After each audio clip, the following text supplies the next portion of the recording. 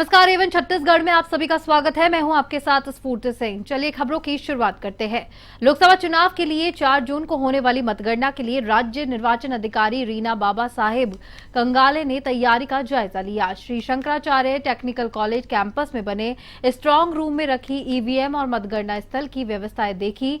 उन्होंने कहा कि पहली बार पोस्टल बैलेट की गिनती लोकसभा मुख्यालय में होगी। सभी जिले के पोस्टल बैलेट की गिनती यहीं होगी। उन्होंने ये भी कहा कि गर्मी को देखते हुए स्ट्रांग रूम और पूरे कैंपस में छाया और पानी की व्यवस्था के साथ मेडिकल की भी सुविधा रखी जाएगी।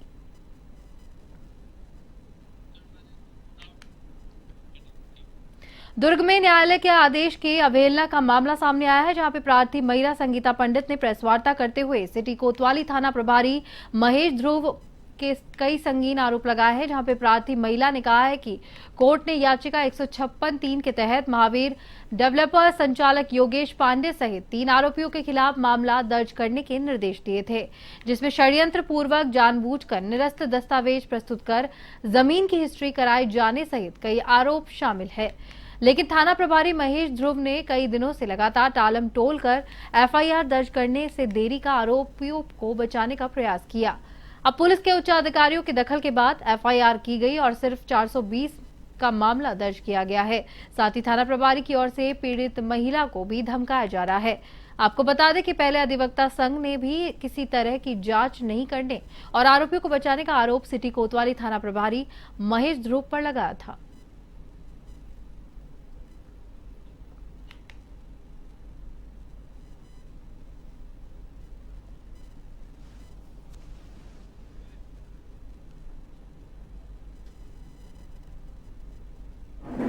जो एफआईआर की गई है वो जो भी इंफॉर्मेशन है, जो भी धाराएं मतलब फैक्ट्स उसमें डिस्क्लोज होते हैं, उसके हिसाब से की गई है।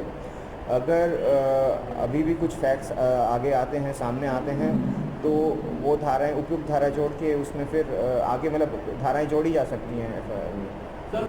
एफआईआर एक ऐसी प्रोसेस है, उसको करने में थोड़ा सा प्रोसेसिंग टाइम लगता है। और इसके अलावा अगर इस तरह के कुछ तथ्य हैं कि उन्होंने कुछ निष्पक्ष काम नहीं किया है तो उसके मतलब जो भी होगा उस पर हम जांच कर लेंगे। और मेरे सर मामला ये है कि हमारी पैतृक संपत्ति है कोहका कुरुद रोड में, और जिसमें जो है साजिश के तहत महावीर डेवलपर्स के संचालक योगेश पांडे और मेरी बड़ी बहन मंजू पंडित दोनों ने मिलकर षड्यंत्र के साथ निरस्त पावर ऑफ अटर्नी के उस पे उन्होंने जो उस जमीन की रजिस्ट्री योगेश पांडे ने अपनी पत्नी रेखा पांडे के नाम पे रजिस्ट्री कर दी, जो कि पावर ऑफ अटर्नी निरस्त हो चुकी थी। सर धमकाने कैसे कि जब मैं वहाँ पे एफआईआर करवा रही थी, रात के करीब 9 साढ़े 9 बजे के करीब वो थे और हमको उनको थैंकफुल करने गए थे कि ठीक है हमारा एफआईआर हो रहा है। तो उन्होंने मुझे कहा था कि देखिए मैडम, आप अपराध तो दर्ज करवा रही हैं लेकिन आप सही नहीं कर रही हैं बोले। नारायणपुर के छोटे डोंगर गांव में एक बार फिर से नक्सलियों की ओर से पर्चे फेंकने का मामला सामने आया है। जानकारी के अनुसार गोडावाना समाज भवन के सामने ये नक्सली पर्चे बरामद किए गए हैं, जहां पर माओवादी संगठन के पूर्व बस्तर डिवीजन कमेटी प्रवक्ता नीति ने ये प्रेस नोट जारी किया है, जिसमें उन्होंने नक्सलियों के आईडी ब्लास्ट की चपेट में आने से घायल मजदूरों के परिवार से माफी मांगी है। साथ ही ऑपरेशन कागार, अमदाई पहाड़, तुलाड़ पहाड़ खादान ठेकेदार बलदेव कंपनी और रावघाट खादान में मजदूरों से काम बंद करने की बात कही है।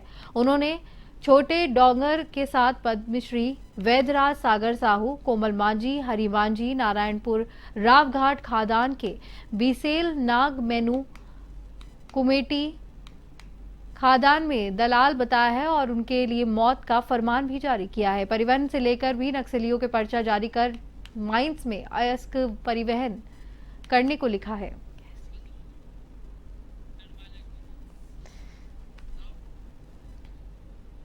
छत्तीसगढ़ के बिलासपुर में नाले में डूबने से 9 वर्षीय मासूम की मौत की खबर सामने आई। जानकारी के अनुसार मासूम 9 वर्षीय थी, जहां पे नानी के घर शादी समारोह में शिरकत करने के लिए आया हुआ था, जहां वो दोस्तों संग नाले में नहाने उतरा था। उसी दौरान मासूम की नाले में डूबने से मौत हो गई। घटना के बाद परिजनों में मातम फैल गया। रेवतरीपुर गांव में घटना की सूचना के बाद विजयनगर थाना पुलिस मौके पर पहुंची और जांच शुरू की।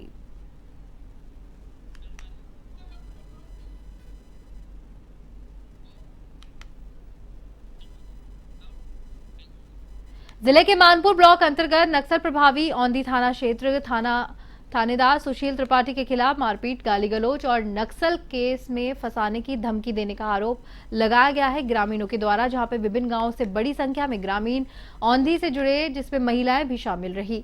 इसके अलावा नक्सल पीड़ित परिवार के एक सदस्य ने पुलिस की ओर से नक्सल केस में फंसाने की बात कही, साथ ही साथ मारपीट किए जाने की भी बात सामने आई है, जिसका आरोप लगाया गया है। सुशील त्रिपाठी थाना प्रभारी के खिलाफ ज्ञापन दिया गया है। इस ज्ञापन को कलेक्टर सर और पुलिस अधीक्षक के लिए दिया गया है ना। इस ज्ञापन पे उचित कार्रवाई की जाएगी। काफी संगीन आरोप लगे हुए हैं।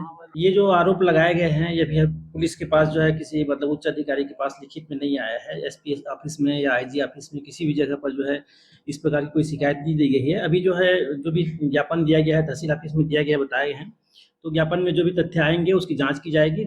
जांच करने के बाद अगर उसमें कुछ सच्चाई होगी तो निश्चित तौर पर कार्रवाई करेंगे, लेकिन उसमें पहले जो है जांच करना अनिवार्य है। नक्सल प्रभावित क्षेत्र और आदिवासियों से भरा हुआ यह क्षेत्र, इस क्षेत्र में पिछले 6 महीने से पुलिस प्रशासन के द्वारा जो आतंक मचा के रखा गया है, जो यहाँ के स्थानीय टीआई द्वारा जो अत्याचार किए जा रहे हैं। देश में नए आपराधिक कानून को लेकर तैयारियां शुरू की गई है, जहां पे आगामी 1 जुलाई से देश में अंग्रेजों के जमाने से चली आ रही आपराधिक कानूनों को बदलकर नए कानून के हिसाब से काम किया जाएगा।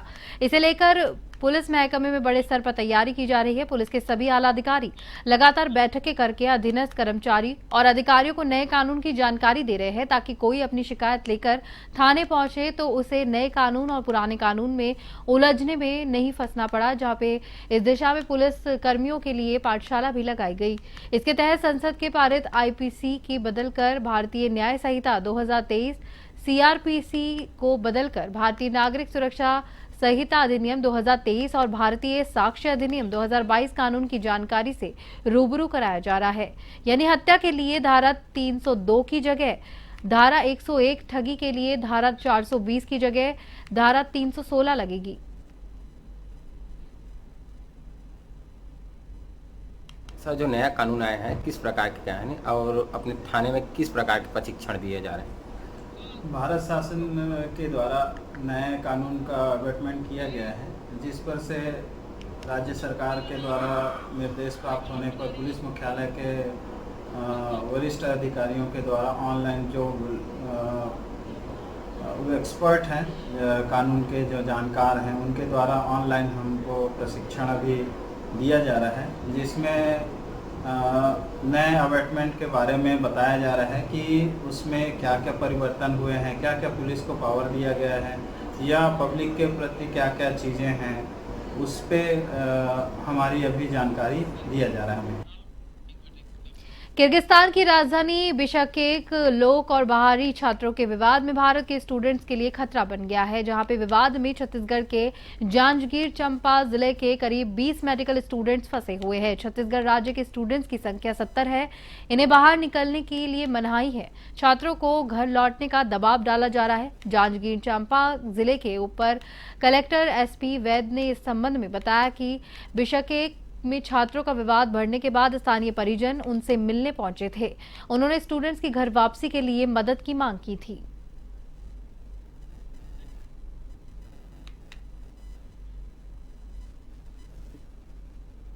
जिला प्रशासन को सूचना प्राप्त हुई थी कि जिले के कुछ बच्चे जो कि तिर्किस्तान में मेडिकल की पढ़ाई के लिए गए हुए हैं, उनके पालकों के द्वारा निवेदन किया गया था कि वहाँ पर कुछ विवाद की स्थिति बनी हुई है, स्थानीय लोगों के साथ में तोड़फोड़ और मारपीट की घटना हुई है, तो हमारे बच्चों को वापस लाया जाए। इस संबंध में शासन स्तर पर पहल की जा रही थी वो वापस लाने के लिए, बट अभी कल और परसों भी उनके पालकों से मेरी पर्सनली चर्चा हुई है। उनका कहना है कि अभी वहाँ पर स्थिति शांतिप्रिय है और बच्चे लोग कह रहे हैं कि एग्ज़ाम के पश्चात ही हम लोग वापस आएंगे। तो उस स्थिति में अभी कोई ऐसी कंडीशंस वहाँ पर नहीं। मेरी बेटिया बिश्केक किर्गिस्तान में मेडिकल की पढ़ाई के लिए गई हुई है। वहाँ 18 मई को कुछ पाकिस्तानी छात्रों के साथ लोकल्स का लड़ाई झगड़ा हो गया, जिसके कारण दंगा भड़क गया, हॉस्टल में मारपीट हुई है। लेकिन हमारी बिटिया के यहाँ ऐसा कुछ नहीं है, फिर भी सब बाहर निकलने में दिक्कत है, दहशत का माहौल था। अभी लेकिन कंट्रोल में है और मेडिकल कॉलेज के प्रशासन उनको वापस घर जाने के लिए बोल दिए हैं और ऑनलाइन पढ़ाई होगी और वो सहयोग कर रहे हैं और वापसी के लिए। छत्तीसगढ़ के कवर्धा में 30,000 की लूट और गाली गलौज के आरोप में भोर में देव थाना पुलिस ने गिरफ्तार कर लिया है, जहां पर पुलिस ने महज 24 घंटे में मामले का पर्दाफाश करते हुए 38 वर्षीय मनोहर राय पुत्र पुनहू राय को गिरफ्तार किया है, जिससे 30,000 रुपए की नकदी जब्त की है, जिसे कोर्ट में पेश किया गया है, जहां से उसे न्यायिक हिरासत में भेज दिया गया है।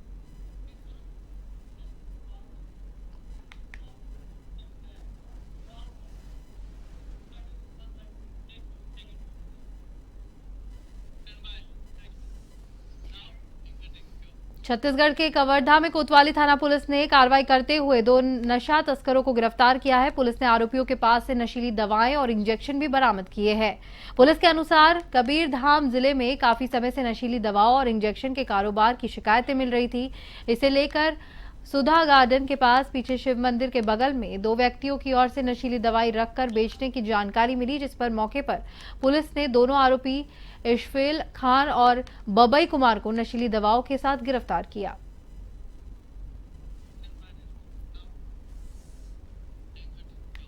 गरियाबंद के फिंगेश्वर में नशेड़ी सरफिरे युवक ने नगर पंचायत कर्मचारी को घायल कर दिया, जहां पर युवक ने लोहे के रॉड और ब्लेड से नगर पंचायत कर्मचारी राजू सोनी पर हमला कर दिया। इसके बाद खून से लथपथ कर्मचारी हॉस्पिटल पहुंचा और हड़कंप मच गया। आपको बता दें कि इस नशेड़ी युवक के आतंक से वार्ड में पूरी तरह से दहशत फैली हुई है और पहले भी कई लोग पर यह हमला कर चुका है। अब युवक ने राजू सोनी पर उस समय हमला किया जब वह ड्यूटी पर घर लौट रहा था।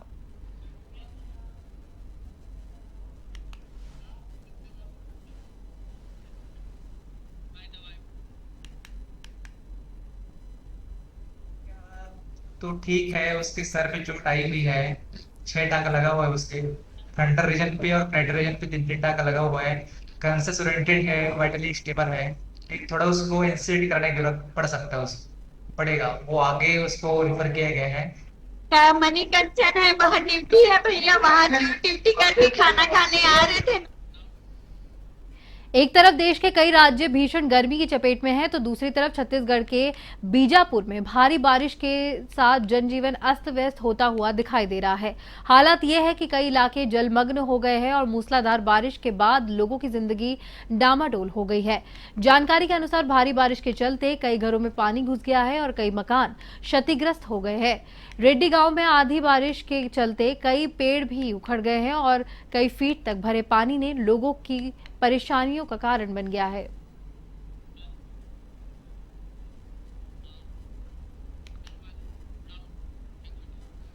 महासमुंद जिला मुख्यालय में 50 किलोमीटर की दूर ग्राम पंचायत चोरी में ग्राम बोरित में ग्रामीण विगत 50 वर्षों से नाले का झरिया पानी पीने को मजबूर है, जहां पर ग्राम पंचायत चोरी में 10 बार अलग अलग लोगों ने सरपंच बनकर गांव का प्रतिनिधित्व किया, लेकिन आज भी गांव में पानी की समस्या जस की तस ही बनी हुई है। ग्राम बोरिद विश्व पटल में पुरातात्विक नगरी के रूप में पहचाना जाता है, लेकिन आज भी इस गांव के ग्रामीण झरिया पानी पीने को मजबूर है। शासन की जल जीवन मिशन योजना से इस गांव में पानी टंकी निर्माण कर घरों तक पानी पहुंचाने और पाइपलाइन का कार्य भी करवाया जा चुका है, लेकिन बोर खनन नहीं किए जाने के कारण यहां पर योजना पूरी तरह से विफल साबित हुई।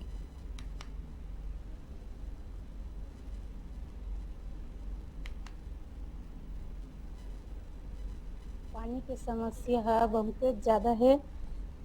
बोर उर है तो बिगड़ जाते, बोरिंग वोरिंग है वो बिगड़ा है तो नरवच के पानी लेगा था, झरियाज के पानी पिए बारे झरियाज के पानी लेगा था, झरियाज के पानी में नहावा था, उसमें गाय भैंस समन बार पानी लेगा था, सब निस्तारी नरवच में हो लगी। पानी समस्या तो हम जब से पैदा हुए सर तब से मतलब यही दुख पात आ सन, जगह जगह मतलब बोर कर दे, कोनो दिन चलते कोनो दिन नहीं चले, तब झरिया पानी हमारे 12 महीना चलत। अब कौन जाने सर, अब अधिकारी में जानी करते नहीं करें, पंच सरपंच बने थे मान, अभी तो खुला पड़े है, सर गड़िया दे है नल के फोटो में ला पानी का समस्या है सर, यहाँ तो बोर ही बंद हो गए। मरवाही के रीचराज एरिया में फिर हाथियों का आतंक देखा जा रहा है, जहां हाथियों की ओर से हर रोज फसलों और घरों को नुकसान पहुंचाया जा रहा है और हाथी के उत्पात के बाद दहशत का माहौल बना हुआ है। मरवाही वन मंडल क्षेत्र के चिंचगोहाना दुसारिया में हाथियों का डेरा लोगों के लिए दहशत पैदा कर रहा है।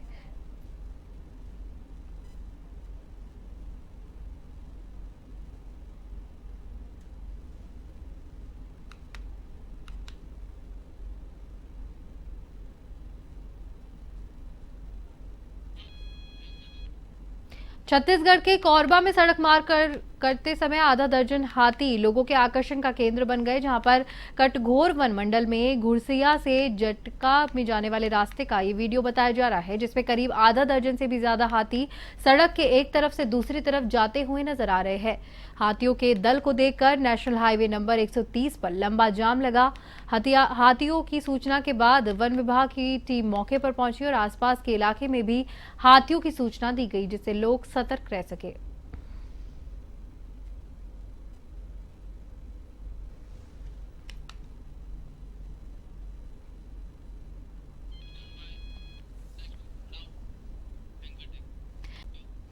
बुद्ध पूर्णिमा का पर्व दुर्ग में हर्षोल्लास के साथ मनाया गया। जगह जगह पर बुद्धम शरणम गच्छामि गूंजा में रहा, जहां पे दुर्ग में भी शंकर नगर बुद्ध विहार से बुद्ध श्रद्धालु के जत्थे हाथों में कैंडल लेकर शोभा यात्रा निकालते हुए दिखाई दिए। इस मौके पर शंकर नगर बुद्ध विहार के अध्यक्ष रामजी रंगारी ने कहा कि वैशाख पूर्णिमा के दिन बुद्ध अनुयायियों द्वारा गौतम बुद्ध की जयंती बुद्ध पूर्णिमा के रूप में मनाई जाती है।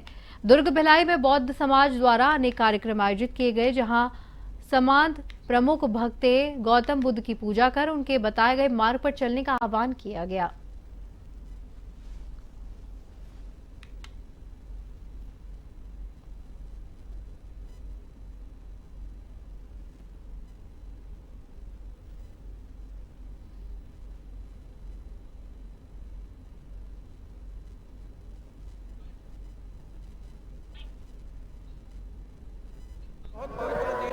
आज ही के दिन जो है त्रिपुन पूर्णिमा जो है, आज ही के दिन भगवान बुद्ध का लुम्बिनी वन में साल वन में जो है उनका जन्म हुआ था और आज ही के दिन जो है गया में उनको ज्ञान प्राप्त हुआ था और आज ही के दिन जो है कुशीनगर के साल वृक्ष के नीचे उनका परिनिर्वाण हुआ था।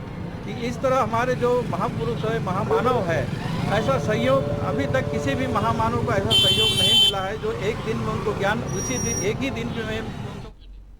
और इसी के साथ बुलेटिन में फिलहाल के लिए इतना ही। नमस्कार।